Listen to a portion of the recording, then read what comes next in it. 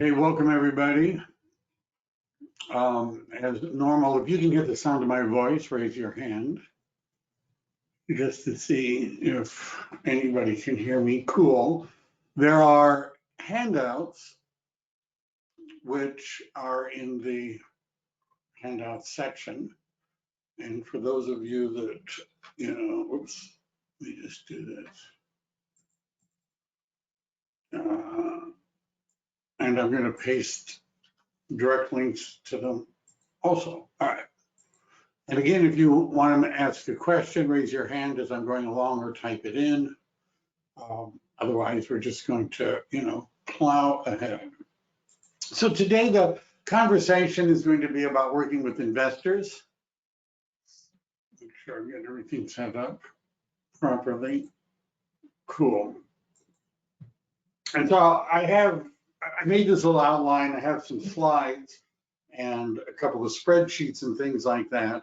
I decided to do this because I've been getting more questions from my team about investors. People are finding them. They want to know how to work with them. What did you do? How do you approach it? How do you protect yourself? So first of all, there's two issues are here. One are finding the investors, and the other one is finding the property for them to invest in. Finding investors, and there's different kinds of investors, so let's just say fix and flippers. Finding those kind of investors is not that difficult to do, given any particular geographic area. Let's say you're in San Diego, and what you would like are some people that you know that are all cash investor buyers who do flips. Let's say you wanted to find some of those people, have them in your vendor database. How would you find those people? Well, there's a easy button, and if you're a do-it-yourselfer, you probably have access in the MLS to tax software, right? In my MLS, the program is called Realist, right? Your MLS, it may be called something different. But if you're like, I can barely use the MLS, let alone any of the fancy other softwares that goes with the MLS, that's fine. The easy button is called a title rep. And if you were to reach out to your title rep and you said to them, and this is what we would be doing if we were using the software ourselves, we would say, okay, for San Diego, let's say that's where we're looking for an investor, I would like to see all of the closed transactions that have occurred in the last 1, 2, 3 years where there was no cash. It was an all cash transaction, and the title company would just give you that list. Then what we're also looking for, and the title company can add this to their report, is when that property was sold again, or if it was sold again. And when you look at the list, you're going to get a list of people that are buying properties in San Diego and they're paying cash. How does the title company know that? Because no loan was recorded, right? And then when you see that they held the property for 3 months, 6 months, 9 months, and then it was sold again, you found yourself a flipper, right? You found yourself one. And by the way, if you reach out to those investors and you say, hey, I'm a real estate agent, if I ran across a good deal, are you interested in seeing it? They're all going to say yes, right? They will all say that's what they do, right? That's what they do. Now, one of the more common questions I get is, what if it's the other way around? And what if they find you, right? So there's, I often hear get these excited phone calls from enthusiastic agents, right? And they're like, oh, they're just bubbling, they said, you won't believe, I had a meeting today with an investor, right? And the investor said that if I found something that the investor would buy it. Isn't that wonderful? Well, they all, by the way, are going to say that, right? Every investor. That investor is just taking the trouble to make the effort to actually say it to you personally. So a lot of times, if you're a real estate agent and you're just, there, they'll contact you, right? Because they'll get lists of people that are real estate agents at different offices, and they'll call them and say, hey, if you find a property, and then this is what they usually say. They say, if you find a property for me to buy, not only will I buy it and you can give me the commission when I buy it, but when I fix it up, I'm going to list it with you afterwards, right? Now we're going to talk about that because they sometimes, well, they don't, right? Sometimes they don't. So if you were meeting with an investor, what kinds of questions ought you to ask them? Like I would ask them, have you ever done this before? Right? Have you ever done this before? And I actually can think of another question, which I wrote later, but I'll throw it in. What is your experience? Now, one of the things we're looking for is what kind, and I'm going to talk about both fix and flip investors versus the buy and hold investors. So let's just focus on a fix and flip right now. What I'm interested in knowing when they discuss what they are doing is what their degree of tolerance is for the fix. What's your degree of tolerance? For example, in 2019, I sold a house, if you could call it that, in Mountain View, California, $1,250,000. It was a teardown, and the buyer who bought that property, an investor, a fix and flipper, never walked inside the house, never walked inside. And if you would saw it, you would understand why. It was built in 1904 or something like that. It was, foundation was shot, it was cracked. If the city had seen it, they would have red tagged it. There was a tenant living there, but it was, the city wouldn't have liked that if they had known. There's obvious termites, and it's got problems. And because the foundation had buckled, the house had sort of buckled, and so there was no reason for the buyer to walk inside the house, because what the buyer was going to do was completely tear it down and start from scratch. Right, now that's way more difficult, right? And that particular investor worked that market, the Mountain View market, right? And one or two others, but primarily Mountain View, because he had an architect that already knew how to submit the plans, had the contractors, had everything all lined up, had the financing. Right, now it was going, that particular property, by the way, was going to cost roughly $750,000 to $1 million to build on it. Right, it was $1,250,000 in order to just buy the land. However, this property is walking distance to downtown Mountain View, and once fixed up, could easily be worth $3 million. There's money there. Now, sometimes the investors, they don't want to start from scratch. They're not prepared for that. The second level is when you leave the foundation and one wall and tear down everything else. That is easier to get permits. It's quicker than if you start from, a new foundation, a new map, everything else. And a lot of investors say, well, I don't want to do that. Okay, so what level are you comfortable with? Sometimes they say just something, cosmetic. I'd like to be able to, paint it and put in carpets and sell it and make a lot of money. Well, maybe not. What is your end goal? Right now, what that would mean, one thing that would mean, are you looking to do fix and flips? Are you looking to do buy and holds? If you're, do you have a percentage of profit that you want to make when you do a fix and flip? Is there a dollar amount that you would consider the minimum, right, in order to do this? How about financing? How are you financing your investments? How do you plan on it? Now, for example, we're going to tear it down, or we're going to tear everything down but the foundation and a wall to a certain, grades above that. Most lenders are not going to lend you money on properties like that, right? You understand? I had a guy that wanted to buy that my Mountain View listing, and he said, oh, my Wells Fargo agent, she can do anything, she's fantastic. And I said, your Wells Fargo agent will not lend money. You're not going to get a loan on this property, not from banks or credit. You're not going to get a loan on this property.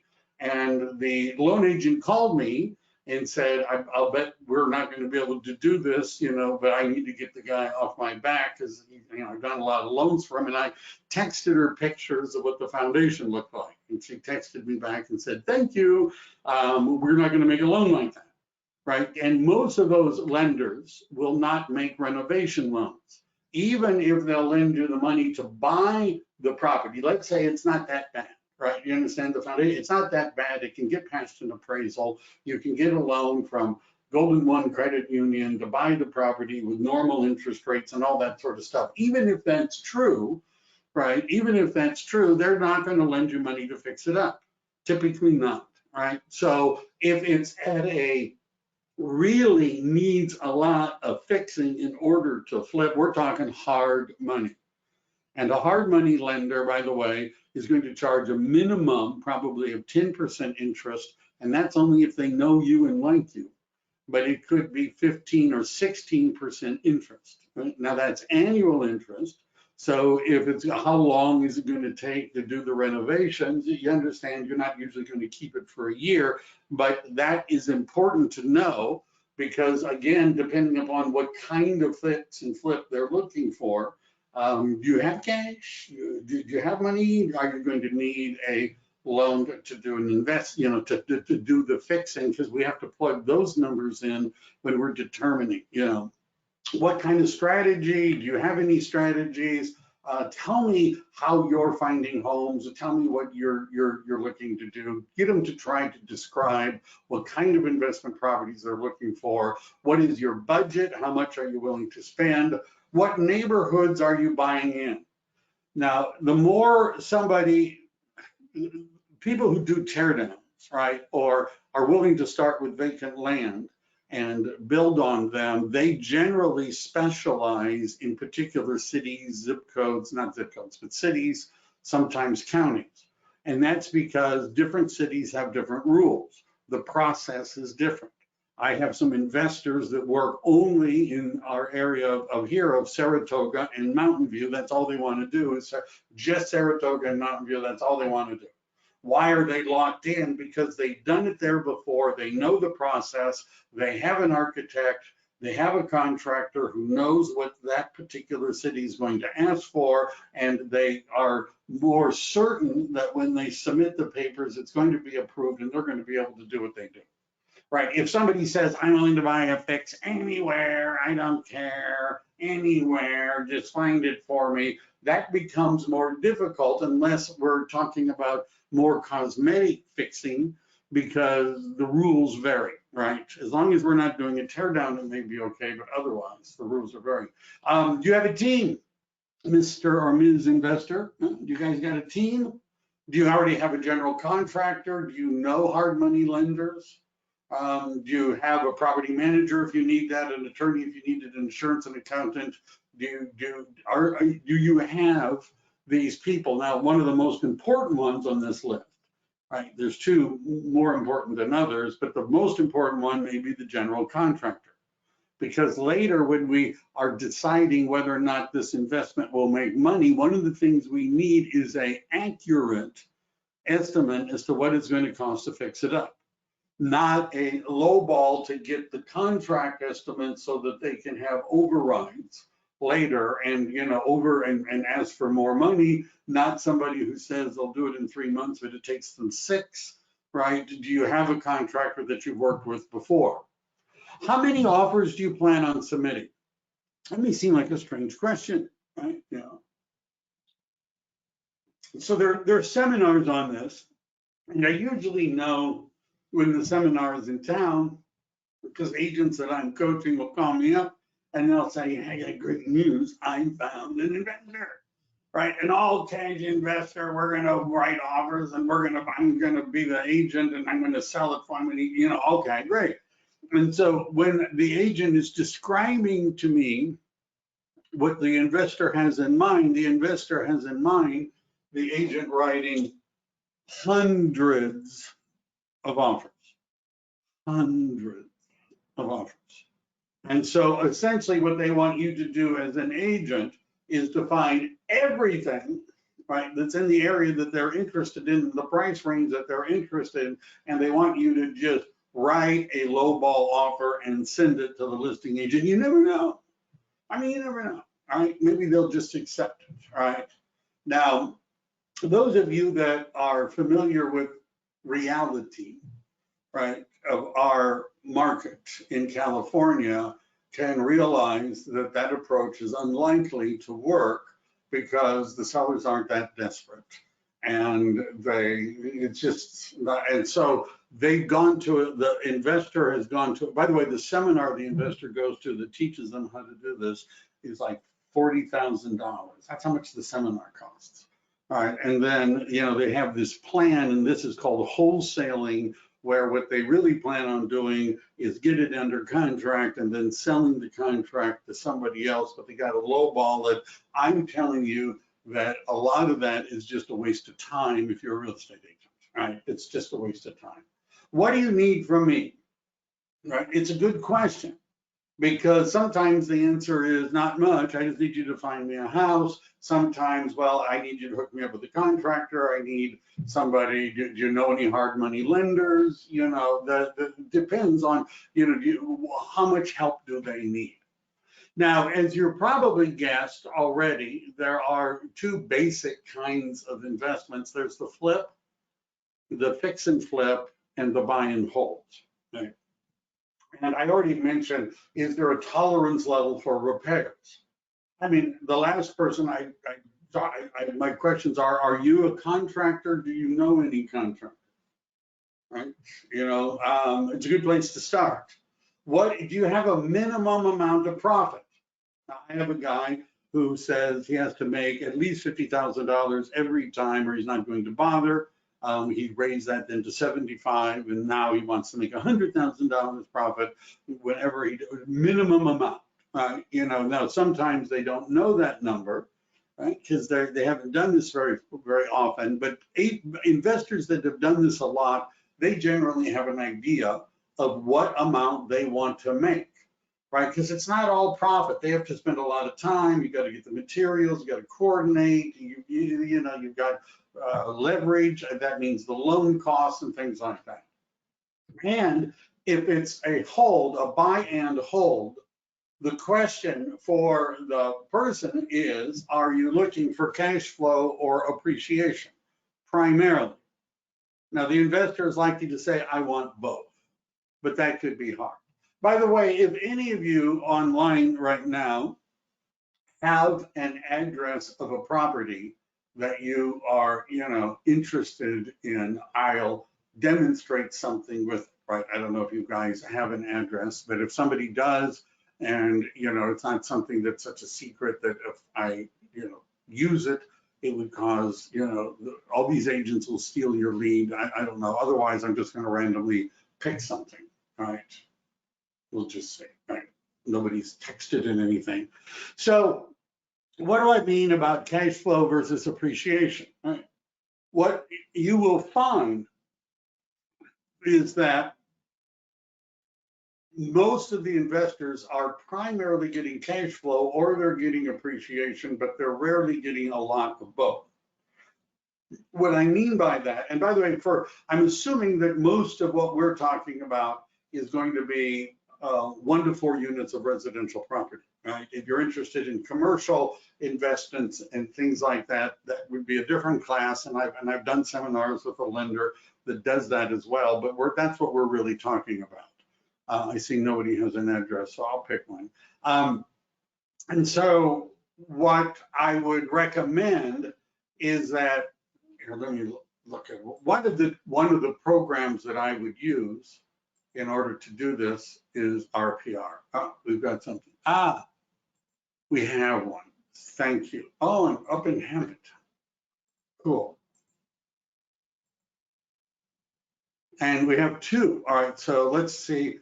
Usually the ones people give me are awful in terms of finding out information about them. We'll see. There we go. Another user detected. Don't know if I'm not logged in, but anyhow, beauty. So let's say my client was thinking of buying this and renting it out, right? Now, is this currently on the market? The answer is yes, all right? That isn't necessary for this, but I'm gonna show you an easy button, right? So let's say I have a buyer and who's a flipper. This is buy and hold. We're talking about buy and hold. I have a buy and hold buyer who's saying, I want to buy that property and I want to rent it out and I want to get cash flow and I want to get appreciation, right? And let me see, I've got more people chatting. Wow, off market. All right, we can look at that one too. It doesn't really matter if it's on the market or off the market for what I'm going to do. Now I'm going to copy the address. I'm going to open up another tab. And what I'm looking for is our friends at Zillow, right? Well, I don't know about friends. They're more of frenemies. Is that right? You've heard that word? They're a frenemy. All right. Now, why am I looking at this, right? It's true, sometimes I peek at those estimates and things like that, but that's not why. If I scroll down, take a tour, facts, contact the agent, estimated market value. Is this going to be one where it's not going to tell me what I want to see? Monthly cost, down payment assistance, rental value. See this number here? So what Zillow is saying that, and by the way, if somebody wants to do a buy and hold, what they need to be able to answer is, how much can I rent this out for? Right? Now, Zillow does a rent estimate, right? And all they're doing is looking at averages in a particular area. And I use a program, there's a website called Rent Cafe.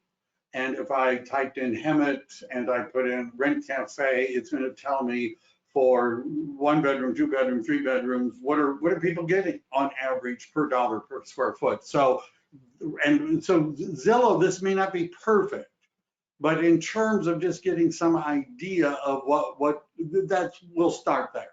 So 22,350. Now, let me scroll back up here because I didn't see something I usually see. Zip code, cash offer. So they're by the way, they're pimping their iBuyer program. I'll talk about that. Overview. It's been on the market a while. Request, facts and fixtures, interior, contact agent, estimated market price, history. Oh, come on. So where is it? Ah, here we go.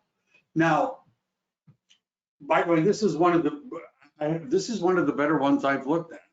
Look at what they think the monthly cost is likely to be. Now, what they're usually assuming in this is a 80% loan, right? They're saying it's 1624. Now, maybe you've all noticed what I just noticed is that Zillow's estimated rent amount is higher than the estimated mortgage payment. So you understand what I mean by cash flow, unless we can rent it for more than the mortgage payment. Then, and by the way, we need property taxes, that's included in insurance and whatever, but if we can't rent it for more than the mortgage payment, then we're not going to have cash flow. Is that considered a NOI? A NOI. By NOI, usually that means a notice of intent. But if I don't know if that's,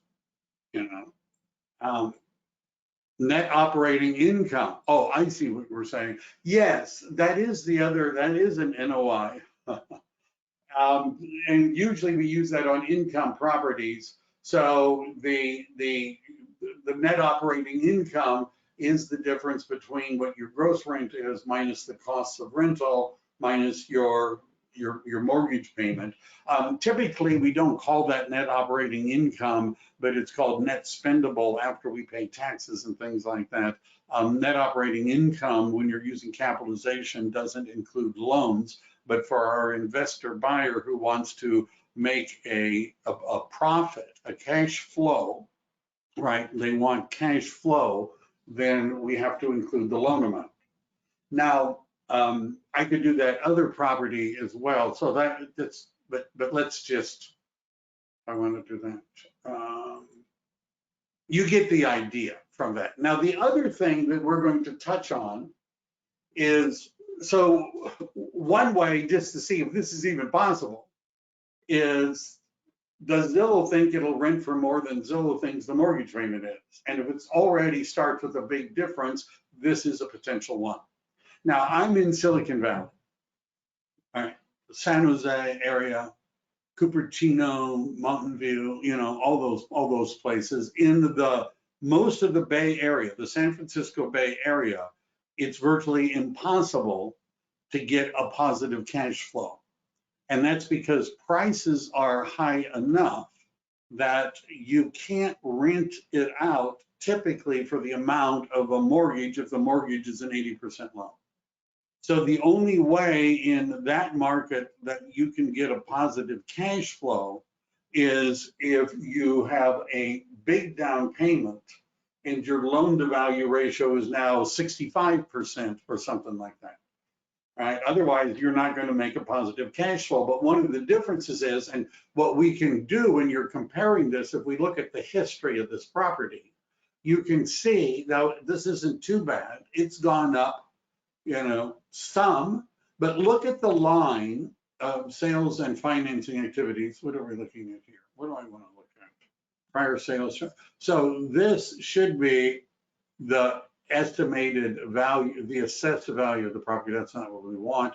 This is the automated valuation model. It doesn't really go back very far. I guess where I'm going with this, and this would require me to do, a little more of a deep look, is what is a property's single family homes 92543? What are they appreciating at since the last 5 years? What's their rate of appreciation?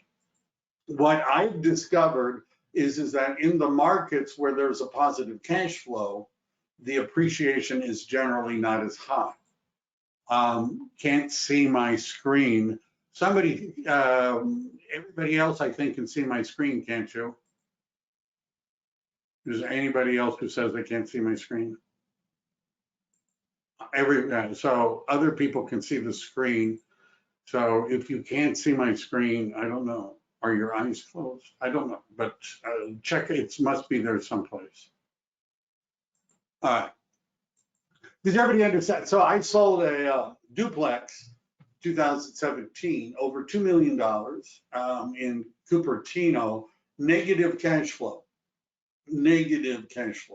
So when the buyers bought it, and they're planning on keeping it for 10 years, when the buyers bought it, they knew that every month, every year, they were going to lose money on the fact that they could not charge enough rent to pay the mortgage payment for that property. However, if those who aren't familiar with Cupertino, right, the home place of Apple Computer, appreciation of properties like this is ridiculously high. And so in over a 10-year holding period, they're likely to make more than $1 million when the property's eventually sold. So they were willing to give up the cash flow in order to get appreciation, right? You're going to find now in that particular one, this one here, you might be able to get a little bit of both. Let me just see if there's new ones. I can see your RPR section. All right, good. Everybody, most people can see the screen. All right. The other thing you should know, and I've included some links to this, and this may be a little more than you need, but let's say I've got somebody really interested, particularly if it's a multi-family, right? It's a fourplex, a triplex, a duplex. And although I could do this with an individual transaction, and I'm sure you guys all know how to use RPR and you've attended all the classes, and so this will be pretty obvious to you. But if I click on this little button over here that says Valuate, now it's going to give me a little bit of information. I could view the training. If you've never heard of this or tried it before, it wouldn't hurt. I think I've included a link to it. I'm going to click on Continue because I've been here before. Now, it is important to make this easier on you that you've gotten the answers to some of these questions before you begin. So, for example, this is a multifamily. Now, notice the property type, Now, because it's a multifamily, the system is assuming that I want to do a buy and hold, right? It's just assuming that. Now, if it was a single family property, then the system would be asking me, here, I'll show you one. If it was a single family property, and let me just find one. recently.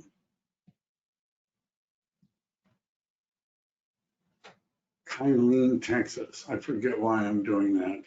How about this? I don't even know for why I have this one. This looks like a very nice property. If I go over here to evaluate and I hit continue, notice it gives me two choices, right? And that's because it's a single family. It gives me two choices. One is a flip. The other one is a hold, long-term hold. Now, if I click on flip, it's going to ask a little bit different questions. If I clicked on hold, it asks different questions. So when you're doing multifamily, it's assuming you don't, this isn't a flip, this is a hold, right? Just saying, by the way, I've included a link to that. This program would be something you might want to look at. I'm just saying, you might want to look at it. So this is a triplex. TTM, potential gross rent, operating expenses. So what we're looking at is, first of all, there's two kinds of rent. Might as well do this because we're talking about a triplex. There's two kinds of rent. There's what's called contract rent, which is what are the current leases, versus economic rent is what you could rent it out for if you could, right? So if it's already leased, then we would be using the current lease numbers. If it's not leased, if some of the units aren't leased, we would use an estimate as to what we could lease it for. We need to come up with that number, right? And so we would put it here. So I think it was $2,600 or something like that. I don't know if that, by the way, what Zillow said may be wrong, because Zillow, I should have checked out the kind of property a little more. Zillow is not good at multifamily, right? So that 2,000 number for the rent, I do not believe is accurate for Hemet, unless Zillow was talking about renting out the whole triplex. So that's, I should have thought of that first. But if, let's say, each of them could be rented for $1,000 a month, I don't know. That might be, maybe Zillow is right. Maybe Zillow is saying that all of them would be that $2,500 a month, but let's just see, right? So if I know that $2,500 a month is the average rent for all three, so that would be $30,000. So I would put that there, right? $30,000. What are the operating expenses? Now, this is not supposed to be including at this point loans. This would be property taxes, insurance premiums, maintenance expenses, depending on who pays them, right? But not loans, not yet, right? Then what is the annual growth rate? So if we looked at similar properties in Hemet that 5 years ago, 3 years ago, 7 years ago, what is the average annual appreciation rate? The default setting is 3%. It's, who knows, right? But changing that will obviously have an effect. So your fiscal year thing, you know, when are you, basically it's saying, when are you buying it? So when are you starting? What is the holding period? The maximum is 10 years. Many times when people are buying investment properties to hold, the holding period is only 5 years. Most investors, my experience, want to get there, get a return in 5 years and go do something else. But you can pick this. So this is why you have to ask people questions like, so you're going to, how long do you plan on holding it? Now, my guys in Cupertino, they want 10 years, right? And boy, does it look good in terms of appreciation. What is the loan to value ratio? So if we're buying this, are they going to get an 80% loan? By the way, the normal lenders can lend on 1 to 4, right? They can't lend on 5 units, but 1 to 4 units. So do you need 100% financing? Do you need 80% financing? Do you need 60% financing? As we get into bigger properties like multifamily, 14 units, things like that, loan to value ratio drops dramatically, right? They're not making 90% loan on 14 units. So this would be a number. What is the interest rate? Now that seems probably high. You're going to find that the interest rate for buying non-owner occupied properties is going to be higher.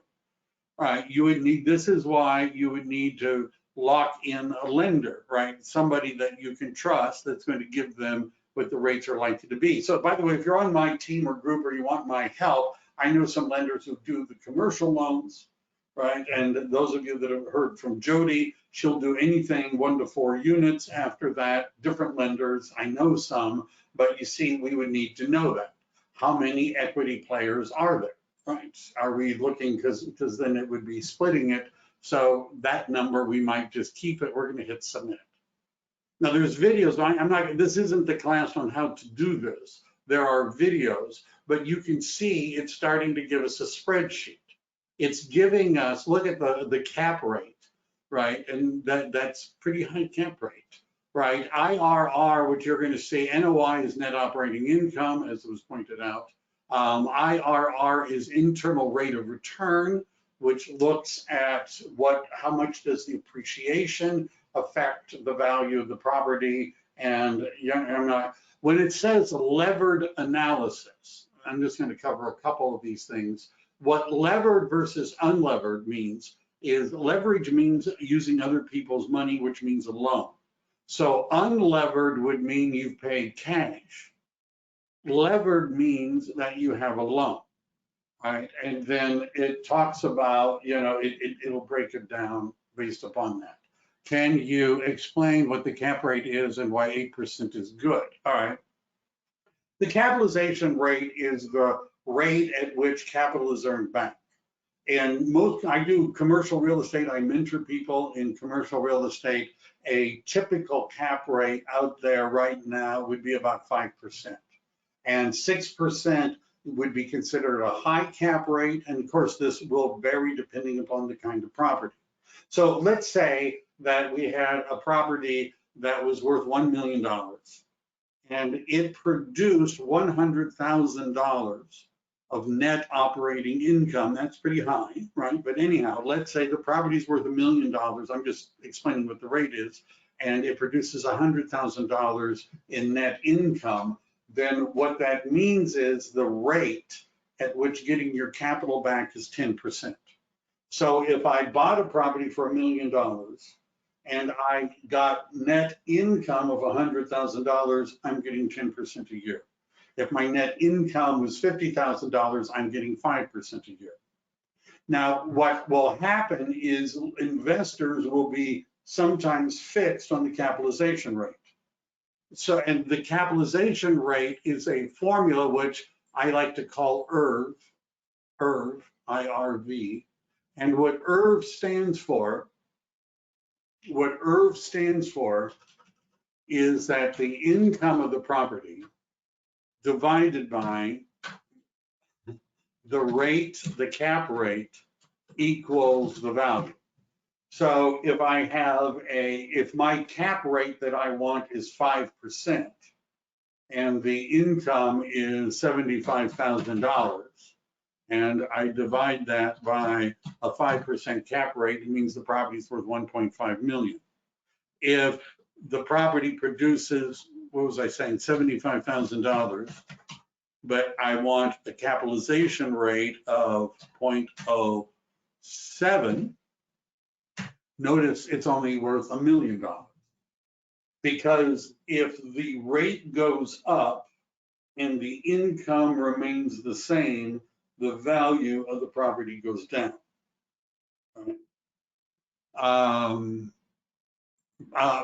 Commercial lenders contact, send me an email and I'll do it. I also, if you look at my YouTube channel, you'll see videos that I did with the guy. So that's the capitalization rate. Now, and the capitalization rate is looking at this as without, it's a generic number. In other words, it's not taking into account your personal loan or anything like that.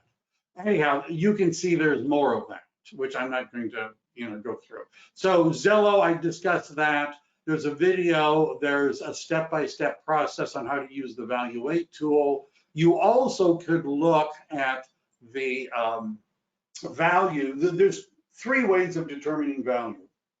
One is called the cost approach, or the development method, which asks the question, if we were to buy a vacant lot, how much would it cost us to build it? You're going to find that a lot of the residential investors are open to that. Mine are. I've got people that were looking for vacant lots in Saratoga and things like that because they were willing to build on it. So what would it cost us to buy the land and build a new building? The second one is market data, which looks at other sales of similar properties, which you could do from the MLS, or if it's a commercial property, if it's something that you're not able to get in the MLS, programs like Realist or the title company software can give you everything that has sold that's a property like that. And the third way is using the income approach. What's a good cap rate? In my opinion, it varies depending, the capitalization rate, it varies because it's also about risk. And when you think about capitalization, what is it that we're capitalizing? Maybe I should do a session on this. I don't know. What is it that we're capitalizing? And the answer is we're capitalizing the leases. Let's say there's two investment buildings that you could own. One of them is sort of in a bad neighborhood, kind of a rundown area near the airport. It's noisy, right? It's dirty over in that area. However, Amazon has just signed a 10-year lease on that building. The other property is beautiful, right? Modern looking, in a great area. There's a lot of traffic. It's been vacant for 3 years. Which property do you want to own? Most of the investors are going to go with the junker that's been leased by Amazon. Why? Because Amazon signed a 10-year lease. And so what you're capitalizing is not necessarily the property, but the lease. So I've got investors who want to buy property that's being leased by banks or Starbucks. Do you think Starbucks struggles to pay their rent every month? Probably not, right? You understand now, let's say the lease is to somebody who has an independent hardware store. That's different, right? You understand, there could be a new Lowe's come in, they could go out of business. You may hear about, but I'll do more on this if you guys are interested, because I do commercial, and we maybe talk about maybe a class on the kind of level of commercial that typical residential agents can do. There's a 70% formula. Some people are interested.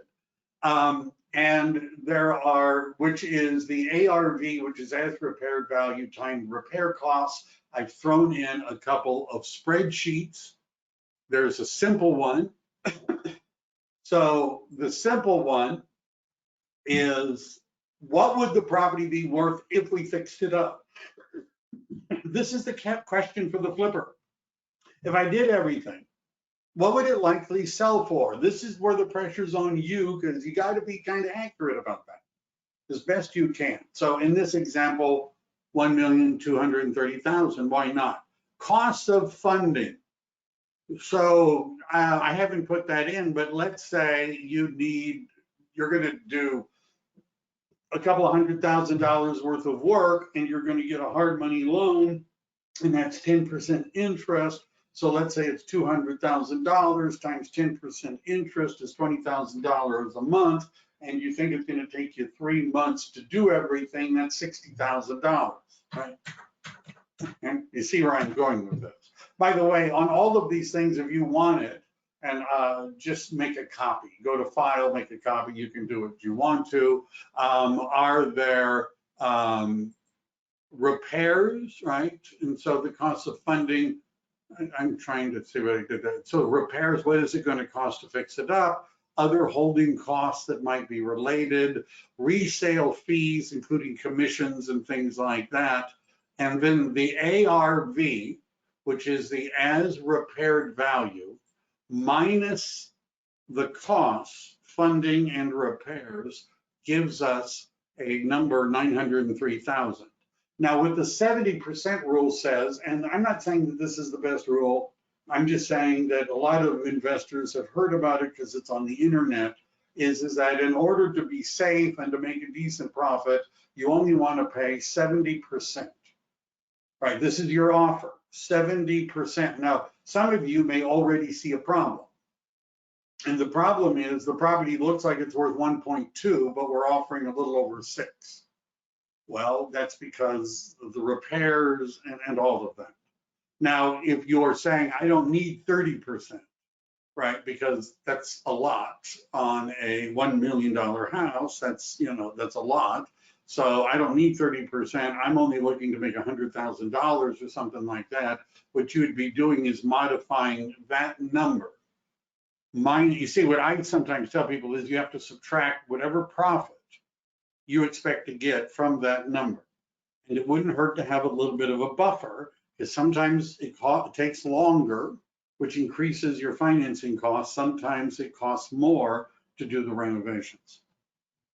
And then the other spreadsheet is a more complicated form, and it just gives you something you can see. We just need to put all that in. Do not give people financial planning advice.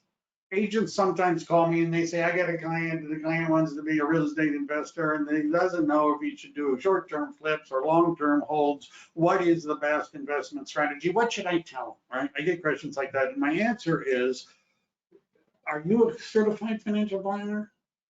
If the answer is no, then maybe you shouldn't be giving financial planning advice. I'm just saying. Are you a CPA? No, maybe you should, you should dial back giving people tax advice and things like that. So you ought to know, if you're working with investors, you ought to know a CPA and you ought to know a certified financial planner. Where would you find these properties? Some are in the MLS, some of them are pre-foreclosure, which means it's like a notice of default. There's vacant properties, there's properties with code violations. Driving for dollars is you drive around and you look for junkers and you go knock on the door and you say, hey, I got people that will pay cash for a house. That's driving for dollars. And there's software that helps you do these things, Property Radar, PropStream. That's not an exclusive list. If you're really serious, right, we could do more. EXP has an iBuyer program, and the iBuyer program means that there are cash buyers willing to buy certain properties, pay all cash, close in 7 days, no inspections are necessary. Now, by the way, in Phoenix, Arizona, and some other places, this has been very intense. All of the big iBuyer programs have been competing. And what they found is that over 90% of the people that express an interest in selling their home through an iBuyer program do not, in fact, sell their home through the iBuyer program. They don't do it. Over 90% of them list their home with a regular, with a real estate agent. Right? Wouldn't that be terrible? Wouldn't that be terrible? But if you've ever seen the signs that say we pay cash for houses, ever seen signs like that? Right? Well, if you're with a company that is an iBuyer program, then you can make that argument, right? That and you can get certified. Let's talk about the last thing, the how not to get ripped off. Paperwork. All right, and I've included a copy of this. Protecting your interests. Now, I've already covered this, right? The buyer investor has called you, says, hey, you could represent me, you find me the house, I'll buy it, when I fix it, I'll sell it to you, right? So you go find the property, you're all excited, you drive around, you see a junker, you go pound on the door, right? Somebody answers the door and you say, hey, look, I got somebody that is interested in buying properties in this neighborhood. They can pay all cash. There's not going to be any hassle to you. Are you interested? They say, yes, I am. Great, right? And then you get the seller to sign a listing agreement because you want to get paid. And then you help this investment buyer and the seller complete the contract. Complete the transaction. It's Miller time, right? You've gotten your check, right? So let me see, pop quiz. You meet an elderly woman who wants to sell her home. The home needs a lot of work. You ask her what she thinks it's worth. She tells you she thinks it's worth about $800,000, but you know it's worth about $1 million. What do you do? What do you do? A, you tell her that $800,000 is a good price. You list it for that. You call your investor, tell them you got one. Investor buys the house. Or two, You tell her, B, that she can do better than that and devise a pricing strategy that maximizes her profits, and you list it for that amount. Some people are already saying B. See, and the answer is B if you've listed the property. Now, I actually had somebody that I was working with who called me up and said, you know, she'd gone to these investor meetups, met an investor. The investor said, you find me a house, I'll let you represent me, I'll sell it, you'll list it. And this investor said, I'll list it with you, and I fixed it up for 6% commission, right? Agreed, back and forth, emails, everything is clear. The agent lists the home, sells it to the investor buyer. The investor buyer fixes it up. It's now getting ready to sell the property and list the property. She contacts the investor and he says, well, first of all, I'm not listing it with you, not listing it with you.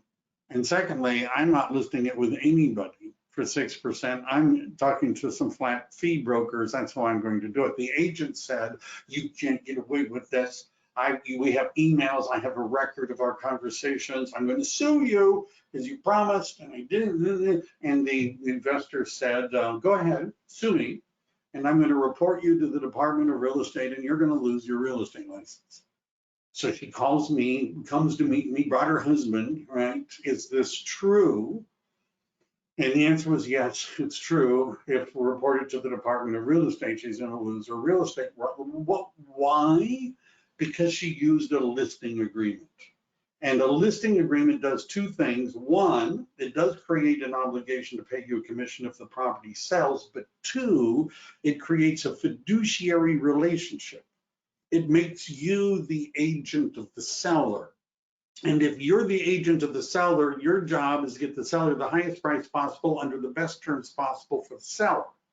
Now, is that what she was doing when she was selling the property to an investor buyer who promises to list it with her in the future? Was she negotiating the best price for the seller, or was she negotiating the best price for the investor? And obviously she was negotiating the best price for the investor. The answer is yes. If the Department of Real Estate saw those emails and saw the listing agreement and all that, she would lose her real estate license. They have a thing about this, the fiduciary duty. So you also have a duty of loyalty, right? If you're the listing agent, it obligates the real estate broker to act at all times solely in the best interest of his or her principal to the exclusion of all others, including the agent. You blew it, right? And any conflict is a problem. You can't accept employment from any person whose interests compete with or adverse to the principal. That would be the seller's interest in that investor buyer is a competing interest. So the problem is when it's time to sell, they're going to use another agent. They'll pay you a reduced commission. You're unhappy. Already gone through this. You contact the broker. You could lose your license. The broker tells you you can't do anything about it. You just can't do anything about it. So what could you do? Well, you don't. The problem is you don't have a written listing agreement with the investor, and there's nothing you can do at this point.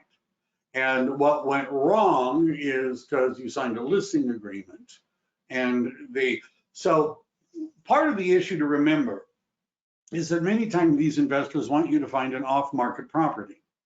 Where does it say that if you represent a buyer, you get paid a commission?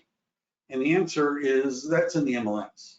So if you're writing offers on expired listings, for sale by owners, notices of default, or just properties that are junkers that are not in the MLS, then none of the normal paperwork that we would use says you're getting paid a commission. It doesn't say it anywhere, which means you need to get people to sign documents that say you're going to get paid a commission. And for most real estate agents, the only document they know how to fill out that obligates somebody to pay them a commission is a listing agreement. So they use that because what else is there? Well, first of all, now if I'm meeting with a buyer investor, one of the things that I usually, by the way, if we're doing this in person, have copies of the forms. And one of the things I would start with is that we're going to have an agreement that if I find you a property and off-market property, and you buy it, that I'm going to get paid a commission. Now, we're going to ask the seller to pay that commission, but there's going to be a commitment from you that I get paid the commission, because I need your cooperation in order to be paid a commission. So I'm going to ask you to sign an agreement. It's called a buyer broker agreement. So you have to convince the investor that they have, this is what I tell them. If you want me to go dig up properties for you, go drive around and talk to people with junk around, you want me to do all that, you're going to have to make a commitment that if I find you one of these properties, that you're going to buy it using me as the agent, and that you're going to list it with me in the future.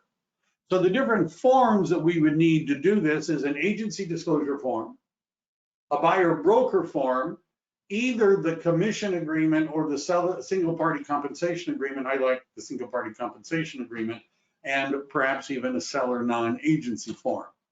So the disclosure form, the selling firm to a buyer.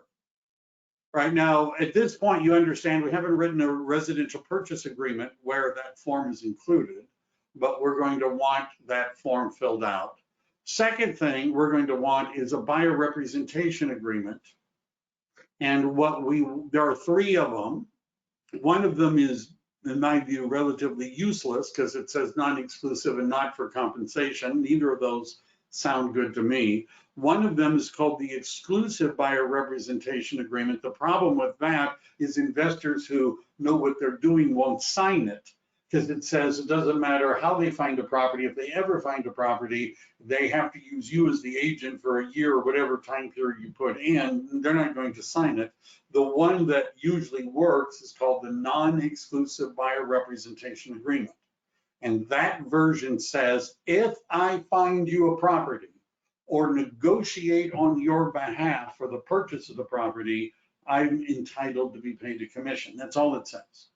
Now, if an investor says, I ain't going to sign that, I would be like, so you're not willing even to agree that if I found you the house that you eventually bought, to pay me a commission? Even if I found it and you bought it and it closed, you still want the option of not using me as your agent. Is that what you're telling me? Because, and by the way, there are more investors than there are properties to invest in. I would get rid of the guy, right? Or whoever, I would just, that's a minimum. If I find the property and you buy it, I get paid a commission, right? Why not, right? Why not that? It also says in all of the agreements, this is on page 2 of them, if the agent receives compensation from another source, then it's credited against the buyer's obligation. So what I would be showing them is the single party compensation agreement and saying, when it comes time to write the offer, we're going to use this form. And this form allows us to get paid, us meaning me, by the seller, but it doesn't create an agency relationship with the seller. And so what that form says, if my buyer, you put in the name of your buyer, buys your house, you agree to pay me 2.5%, 3%, whatever, in commission. And then there's boxes that you can check that say, I am not your agent in this transaction, right? Even if I answer your questions, it doesn't mean I'm your agent, right? So we use this form when we're dealing with off-market properties, because if they're not in the MLS, somebody has to say you're getting paid. And in order to protect yourself, first you want the investor to be committed, and then we're going to shift that obligation to the seller. So the single party compensation agreement, not that difficult to fill out. Put in the name of your buyer. Notice under agency relationships, I usually check that box. Could you be a dual agent? If somebody said, well, would you represent me too in the transaction? Sure. 5%, 4%, right? Sure, right? Check a different box, right? But you understand at that point, you can't whittle them down to help your investor, right? You just have to understand that if you're a dual agent, you're not supposed to be taking sides when it comes to this sort of thing. And so there's more risk. Typically, we would rather, in this situation, only represent the buyer. Broker will act as agent of buyer exclusively in any resulting transaction. Seller agrees and understands that all acts of broker, even those that assist seller in performing or completing any of the seller's contractual or legal obligations, are intended for the benefit of the buyer exclusively, right? We're not helping you. Now, there's also a commission agreement, which is much more of a general form. I'm not going to get into it now. And SP, the single party company, I already think I went through that. It's not a bad form. I already did that, check the box. There's also a form called a seller non-agency. Did I include that? And the seller non-agency form would be just another nail, right, for nailing this down. And it's a form that the seller can sign that says, I acknowledge that you are not my agent in this transaction. The issue is you're dealing with probably an amateur seller, the person with a junker house, maybe not very sophisticated, right? And if there's even a whiff that you're acting as a dual agent, the chances of you getting sued have gone up dramatically, right? Because chances are you're helping your investor buyer more than you're helping that seller, right? And that could cause a problem, right? That could cause a problem. What else? Commission agreement, I'm not going to go through that. Here's the seller non-agency form. It has these words: broker does not represent seller and broker will not be seller's agent, even though broker may receive the compensation directly or indirectly from the seller. By the way, most of those words are the same or in the single party compensation agreement, but it's a second form that just makes it like really, really clear, really, really clear. So what happens after the fix? What about the flip? So when I'm doing this with an investor, I've got the buyer representation agreement, the single party compensation agreement, and I also have a listing agreement. So once we have, remember, this is the investor who said, once I buy it and I fix it up, you're going to be my agent. I'll list it with you for 5%, 6%, whatever they say. By the way, they are trained to lie to you about this. So what could you do? Well, you could say, I want you to write me a letter of intent, or a memorandum of understanding, or you could use that commission agreement that says, you could do all of that. What I would recommend is that you use a full listing agreement. They may have moved the paragraphs around, but I'll show you, or maybe not. Use a full listing agreement. And what we're going to do is, notice where it says beginning. So you understand, the guy has not bought the property yet.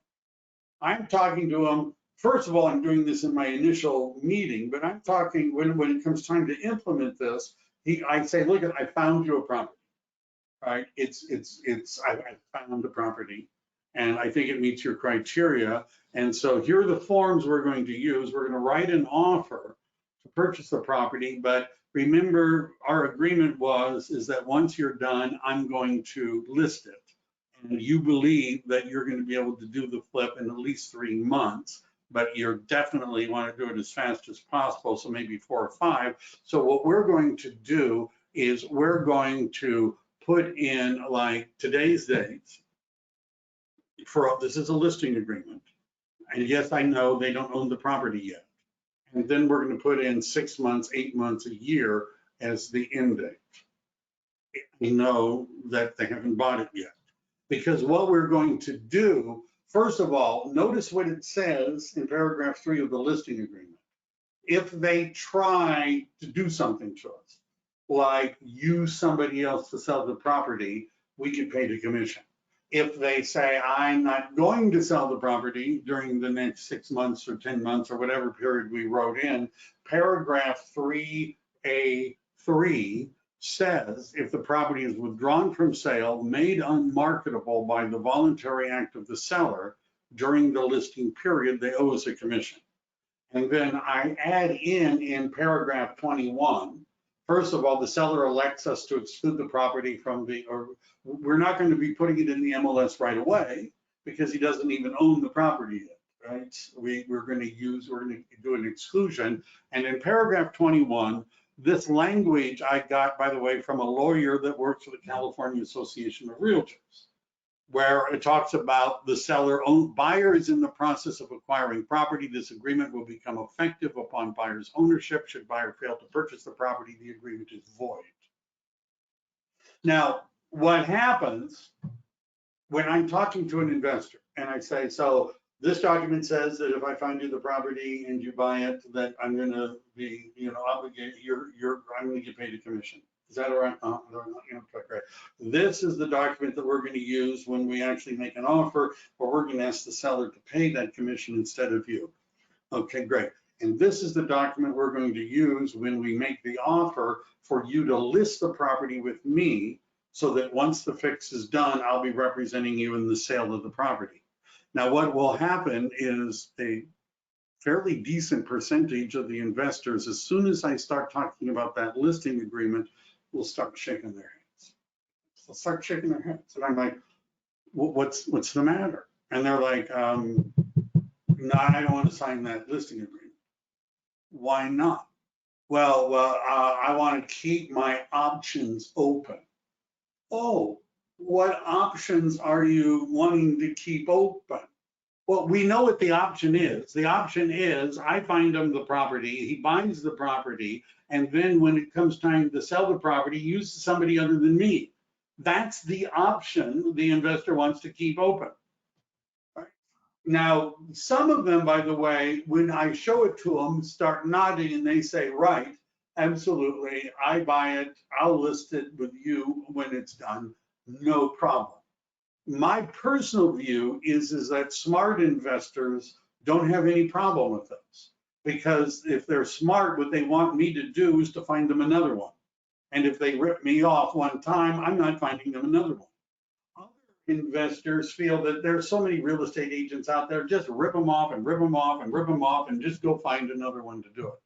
When you tell them that you're going to have a signed listing agreement with the purchase agreement, when you find the flip, you will know just from a look on their face whether or not they were intending to rip you off. You'll know, right? Because they won't want to sign that agreement because they didn't ever intend to let you list it when it's done. I have some other things about it. Right now, the market has been super competitive, which makes a lot of the fixing and flipping more difficult, right? The foreclosure rate is very low. Older homeowners are staying in place, right? They're not dying fast enough, right? There should be more probates and things like that. When the market is rising, you have anybody can make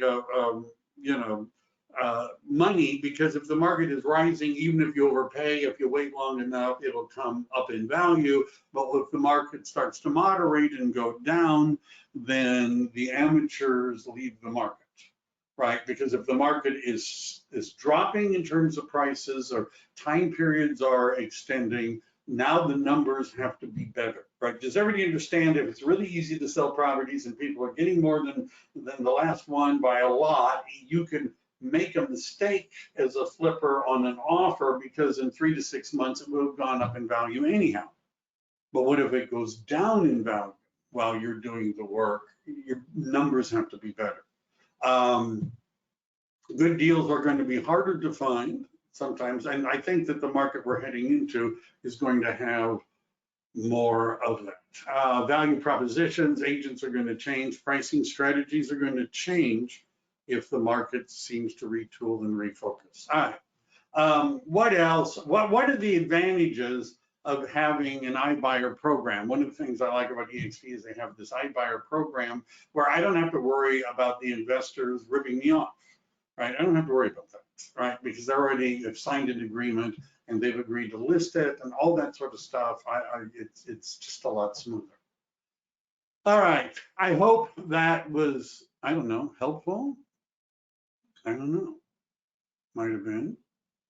Maybe not. All right. Not. So, cool. Very helpful. Thank you very much. If you guys are interested, I'm at EXP, I not only help agents in residential transactions, but commercial as well.